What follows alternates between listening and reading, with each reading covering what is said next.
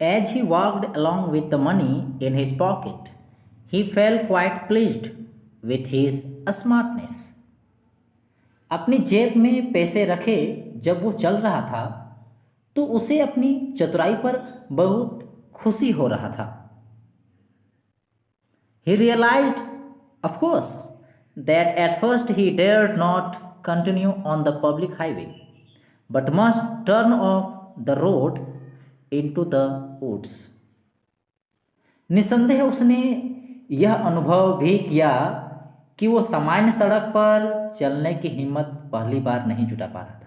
मतलब वो सड़क पर उसका हिम्मत नहीं था कि हम सड़क की तरफ जाएं, जहाँ जो पब्लिक हाईवे होती है जो उस पे उसको जाने का हिम्मत नहीं हो रहा था, बल्कि वो मुड़ के जंगल की तरफ चलने को मजबूर था. जैसे उसको पॉकेट में पैसा था ना, तो उसको हिम्मत नहीं हो रहा था कि वो पब्लिक हाईवे में लगातार चलते जाए, सड़क पर चलते जाए, इसलिए वो मुड़कर जंगल की तरफ जाने को मजबूर हुआ.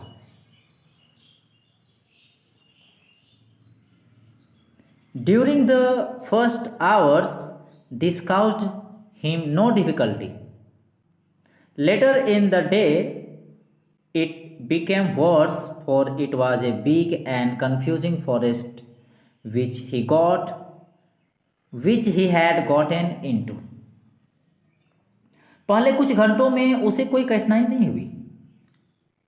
बाद में दिन के अंतिम भाग में हालात बुरा होता गया, बदतर हो गए, क्योंकि जिस जंगल में प्रवेश कर चुका था वो बहुत ही बड़ा और चक्कर में डालने वाला था. उसको चक्कर में डालने वाला जंगल था, बहुत बड़ा भी था और कंफ्यूज कर देने वाला. He tried to be sure to walk in a definite direction, but the path twisted back and forth so strangely. उसने प्रयत्न किया कि वो निश्चयपूर्वक एक निश्चित दिशा में चले. उसने प्रयास किया कि एक ही दिशा में चलते चले जाएं, परंतु रास्ते ऐसे विचित्र ढंग से आगे पीछे मुड़ जाते थे. मतलब रास्ते एकदम विचित्र तरीके से आगे पीछे मुड़ जाते थे. उसने तो सोचा कि एक निश्चित दिशा में बढ़ते चले जाएं, किंतु रास्ता ऐसा था कि वो आगे पीछे अजीब तरीके से, विचित्र तरीके से मुड़े हुए थे. He walked and walked without coming to the end of the wood, and finally he realized that he had only been walking around in the same path of the forest. वो चलता ही गया और जंगल का कोई अंत ही नहीं होता था. वो चलता ही जा रहा है मगर जंगल में कोई उसको अंत छोर नहीं मिल रहा है. और अंततः उसे एहसास हुआ कि वो जंगल के एक ही भाग में चक्कर काटता रहा था. उसको अंत में इस बात का एहसास होता है कि वो जंगल के केवल एक ही भाग में वो घूम रहा है, उसी पर वो चल रहा है. All at once he recalled his thoughts about the world and the red trap. तुरंत ही उसे अपने संसार और चूहेदान के बारे में किए गए विचार को ध्यान आया. मतलब वो जो संसार के बारे में और चूहेदान के बारे में जो सोचता था, वो विचार उसके मन में आया. Now his own turn had come. अब उसकी बारी आ गई थी. मतलब अब दुनिया जो बड़ा सा चूहेदान था, अब इसकी बारी. मतलब अब ये समझो, ये सोच रहा था कि मैं अब खुद चूहेदानी में फंस गया हूँ. इस दुनिया के बड़े चूहेदानी में अब मेरी बारी था फंसने का. He had let himself be fooled by a bait and had been caught. उसने अपने आप को दाने के लालच में मूर्ख बनने दिया था और पकड़ा गया था. मतलब वो कह रहा है कि इन्होंने खुद लालच में आ गया और अपने आप को पकड़ा दिया इस चूहेदानी में.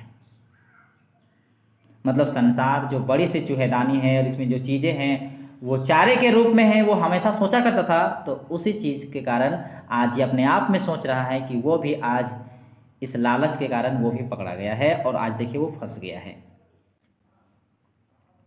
The whole forest with its trunks and branches, its thickest and fallen logs closed in upon him like an impenetrable prison from which he could never escape.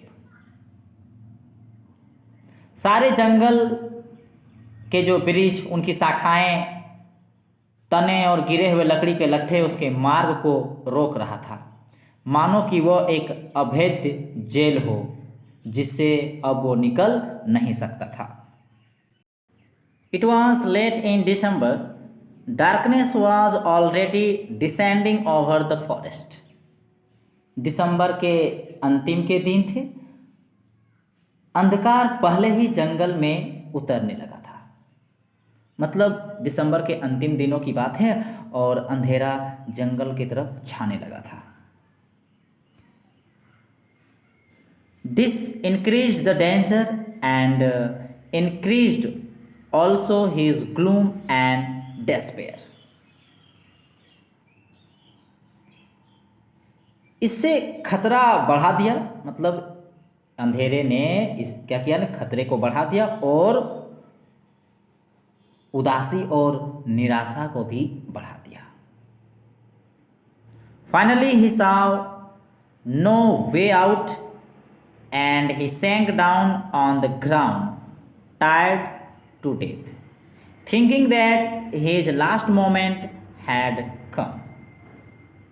अंत में बाहर निकलने का कोई रास्ता उसे नहीं दिखा और थकान के कारण मुर्दा सा, एकदम मुर्दे की भांति वो जमीन पर ही बैठ गया।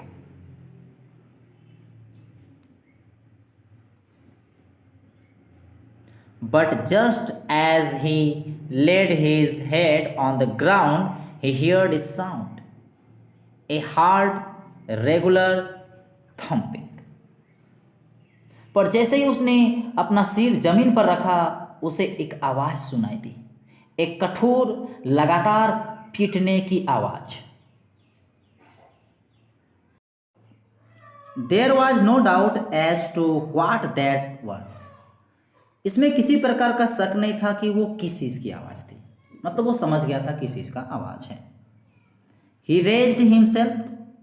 उन्होंने खुद को उठाया। Those are the hammer strokes from an iron mill, he thought. उसने सोचा कि ये जो आवाज जो है, एक कठोर लगातार पीटने की जो आवाज जो आ रही थी, तो उसने सोचा कि यह लोहे के कारखाने से आती हुई हथौड़े की चोटों की आवाज है। ये कारखाने से आते हुए, लोहे के कारखाने से हथौड़े के चोटों की आवाज है। There must be people nearby. तो उसने सोचा कि अवश्य तब वहां सामने में लोग होंगे। He summoned all his strength, got up and staggered in the direction of the sound. उसने अपनी सारी शक्ति एकत्र की, खड़ा हुआ और लड़खड़ाता हुआ आवाज की दिशा में चल पड़ा। The Ramso Iron Works, which was now closed down, were not so long ago a large plant with a smelter, rolling mill and forge. इस बात को अधिक समय नहीं हुआ कि रैमसो आयरन वर्क्स, जो अब बंद हो चुका है, एक बड़ा कारखाना था जिसमें पिघलाने वाली चीजें, रैलिंग मिल और भट्टी थी। In the summer time, long lines of heavily loaded barges and scows slide down the canal. गर्मी के दिनों में पूरी भरी बार्ज और एस्कॉर्ड नौकाएं, देखिए बार्ज और एस्कॉर्ड जो है ये नाव है, ये गर्मी के दिनों में भरी पूरी ये जो नौकाएं जो थी वो नहर में उतारी जाती थी। Which led to a large inland lake, and in the winter time the roads near the mill were black from all the coal dust which shifted down from the big charcoal crates. ये जो नहरें जो उतारी जाती थी, जो एक बड़ी बंधी हुई झील में जाती थी, और सर्दी के दिनों में मिल के पास की सड़कें उस कोयले से काली रहती थी जो चारकोल की बड़ी बड़ी क्रेटों से झरता रहता था।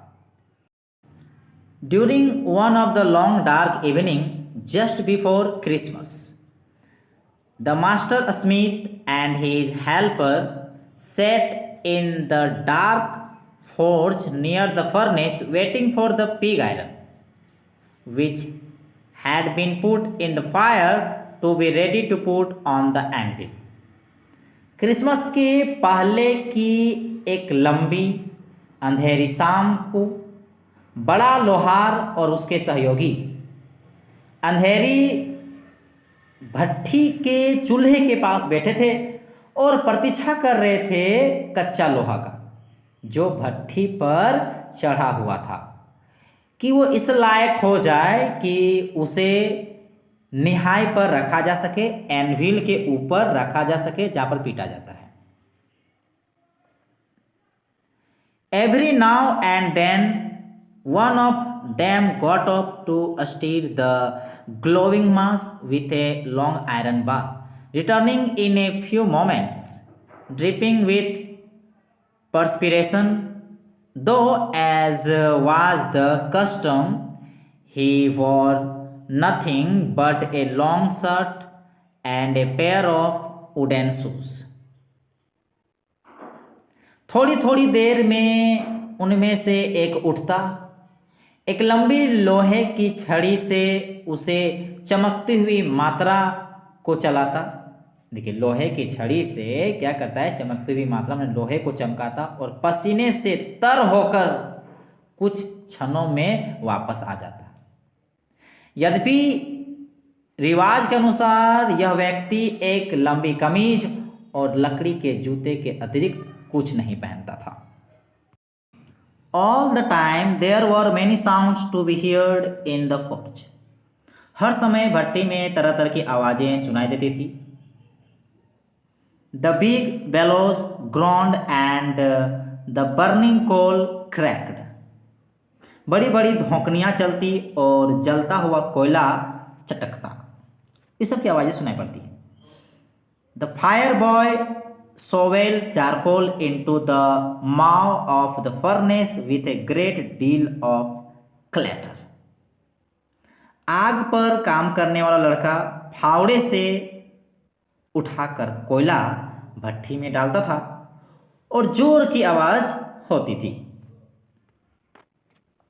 Outside roared the waterfall. बाहर झरने की तेज आवाज होती थी। And a sharp north wind whipped the rainforest the brick tile roof. बाहर तेज उत्तरी हवाएं ईंटों की बनी छत पर कोड़े की तरह मारती थी।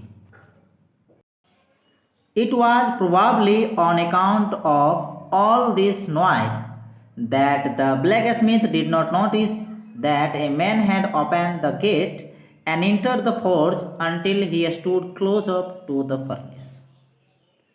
शायद इन्हीं शोर शराबा के कारण लोहार ने उस आदमी की तरफ ध्यान नहीं दे पाया जिन्होंने गेट खोल के भट्टी के अंदर आ गया, क्योंकि सब इतना आवाज दे रहा था, उसको पता ही नहीं चला कि किसी ने गेट खोला है और अंदर आया है।